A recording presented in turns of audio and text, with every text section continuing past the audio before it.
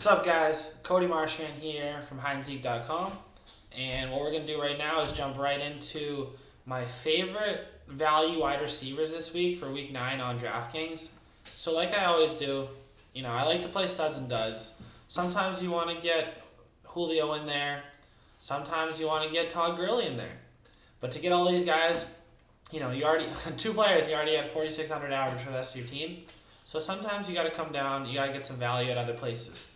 Especially when most of my lineups this week are going to look something like this, where I have Todd Gurley, Alvin Kamara,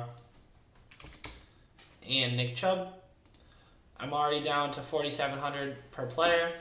I'm going to have to play some value wide receivers this week.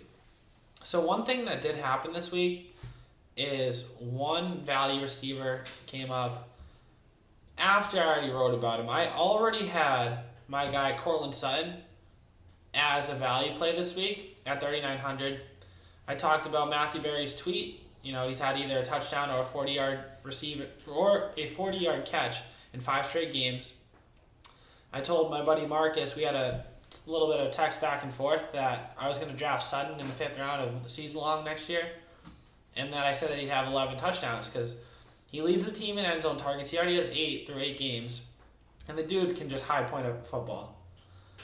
I think that his elite jump ball skills, he's gotten a ton of work this year, even with Demaryius Thomas out there.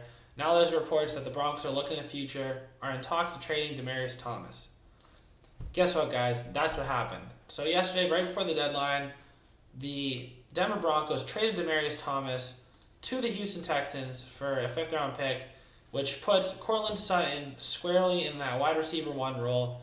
You got to remember that Emmanuel Sanders works primarily inside, so that's why he's not the wide receiver 1, even though he is the main target on that team. But Courtland Sutton is the slam dunk play this week. Everyone's going to have him in their lineup. It's not the greatest matchup against Houston, but he's 3,900, and, he's 3rd in the league in yards per catch already at 19.1, leads the team end zone targets, and now he's moved up the depth chart. And he's coming off his best game as a pro, 3 catches for 78 yards. So, Courtland Sutton is my number 1 value play this week. Get him in your lineup. Stack Sutton and Gurley, and you're good. Just throw him in there. He's my favorite. Next guy we're going to talk about, DJ Moore. Oh, we're going to talk about David Moore after, so might as well just keep Moore up. So, DJ Moore, 4,300. That's a steal, guys.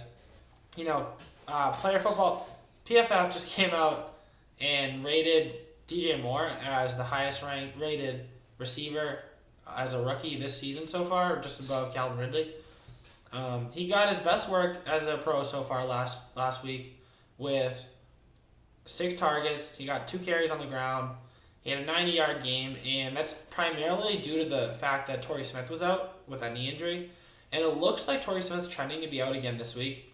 And it's also a guy that they want to get more work in as the Panthers.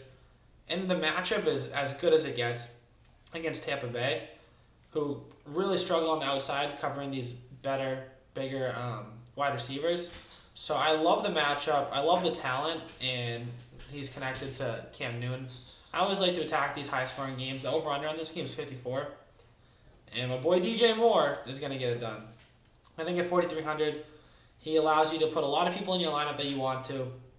He has, he's just been, he's not getting an amazing amount of targets, 6, 5, 5, 4.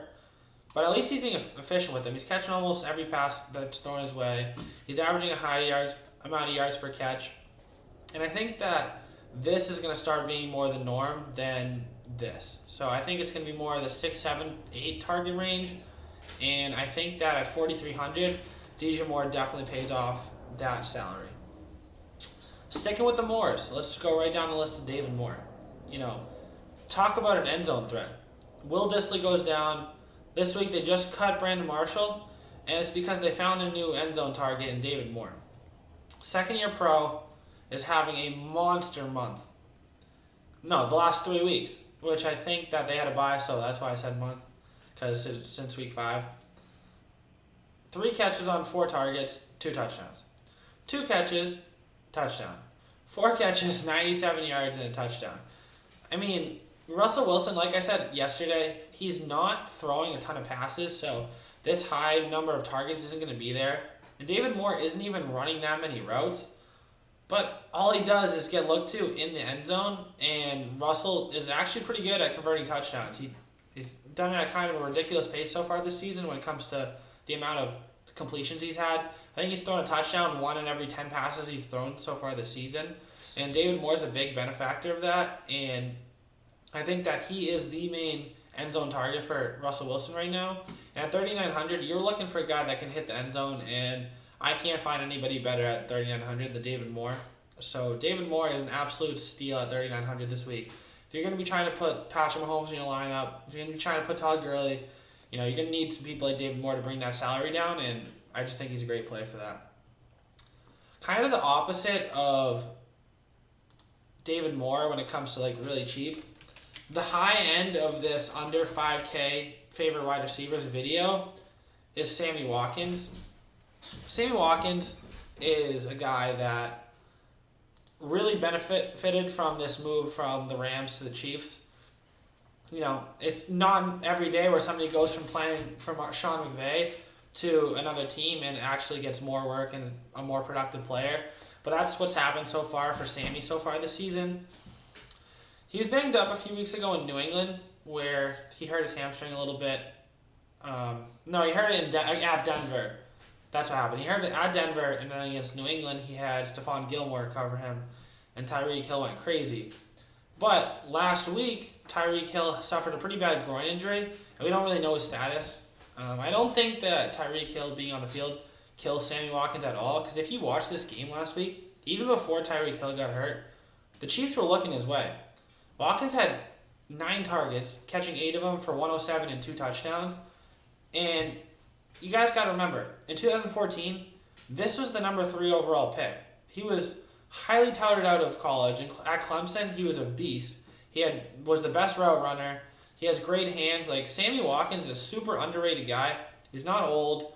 He's had some injuries, but the thing is, he gets in the end zone. He's only done it 3 times this year, but I think that might be a different be subject to change for the rest of this season as Patrick Mahomes sees what else he has. I think that Patrick Mahomes does a great job spreading the ball around because they got weapons like Kelsey, Hill, Hunt, Watkins, but I think that Watkins is going to be a little bit more consistent. I think he's going to hover around that 7 to 8 target mark, and whenever he's done that so far this season, he's been well over that 70-yard mark. And I think that's what you get this week. I think that Sammy Watkins is probably my number 1 played receiver this week in cash games, and I think that he's a great play at 4,900 with an even better play if Tyreek Hill sits, but I think he's still a fine play regardless of Tyreek Hill. At 4,900, Sammy Watkins is in a majority of my cash lineups. That's all I got to say. Next 2 guys I want to talk about are vastly different, right? The first one is getting the work and not the production, and that's Antonio Callaway. He's getting the work, right? He's playing all the snaps, 11 targets, 9 targets, 5 targets, 7 targets, only 2 against Tampa, but then 6 again last week versus Pittsburgh. But he's been really inefficient at catching the ball. 2 for 7, 3 for 9, 4 for 11. Last week he got 5 of 6 though. He finally got in the end zone. Second time this year, I know that his first start when Josh Gordon got traded, I think they played the Saints and he scored. Yeah, he scored against the Saints right here. But, he's kind of been inefficient, right? He's gotten the work, but I think that this might be a sign of things to come. He caught more passes. He's looked to in the end zone a couple times. He caught one of those. I think that Callaway at 4,200 is a good place to pivot to from, say, DJ Moore or David Moore, or those really cheap guys that a lot of people are going to go to. Especially in tournaments, Antonio Callaway is a stud because he has that really big playability. Kansas City is nothing great against the pass, 17, so they're kind of right in the middle of the road, but I think Callaway is a good pivot from those other 4,000 range guys. But the exact opposite of, the getting the work but being inefficient is Tyrell Williams, who's not getting the work. He's got a max of 5 targets in any game this year, but in the last 3 games, 66 receiving yards, 118 yards, 118 yards, 3 touchdowns in the last 2 weeks. You know, he's a big play guy, as you can see from his last 4-week averages per catch. 16 yards, 22 yards, 39 yards, 29 yards. But Mike Williams has been slowing down in this offense. I think that the Seahawks are susceptible more to receivers on the outside. That's why I think Marvin Jones had kind of a bigger game last week. And I'm kind of putting the same thinking behind Tyrell Williams at 4,200. So I think this is another great guy to pivot off of those David and DJ Morris, who's probably going to be higher owned. So I think Tyrell Williams is not only a good tournament play, but I'm not afraid to play Williams in cash. It's kind of tough when you're only getting these amount of targets, but he just catches everything that's thrown at him. He's dropped what? He's missed 3 of his targets that's been thrown his way in the last 4 games, which is a ridiculous clip. So I think Tyrell Williams at 4,200 is a great value. And the last guy I want to talk about is actually the cheapest on this list, and it definitely comes down to the health of Allen Robinson.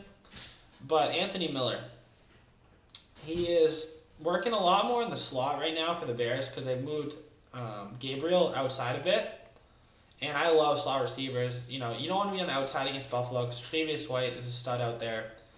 I think that they're going to want to run the ball, but he's seen 7 targets in the last 2 games, got in the end zone, and he even ran the ball, right? Yep, he had a 7-yard rush. So they're trying to get this kid involved. He's only 3,700, which is the cheapest on my list. And I think that sometimes you gotta really get a bum in your lineup sometimes to be able to fit some of the guys that you want. And just look at some of the other guys around the 3,700 mark. You know, 3,800, Mike Williams, Rashard Higgins, you know, Humphreys, Vincent Smith, Kelvin Benjamin. You don't want to be playing these guys.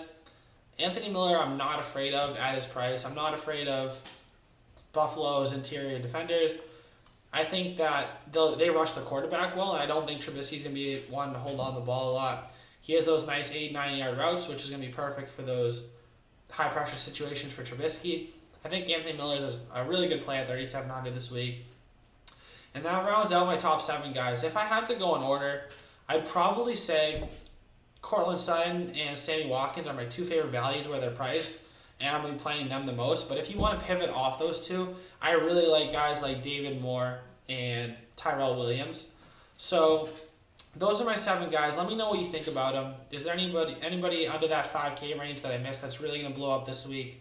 Is there anybody that I think that I might just be wrong on? You think they're priced that low for a reason?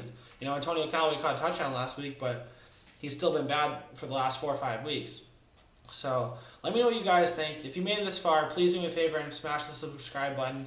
I'm posting about 4 videos a week right now. I'm going to be posting my favorite values at running back, favorite values at receiver, my weekly Sunday main slate Draftkings lineup, and also doing one of the showdowns. I don't know if I want to do Thursday or Monday night.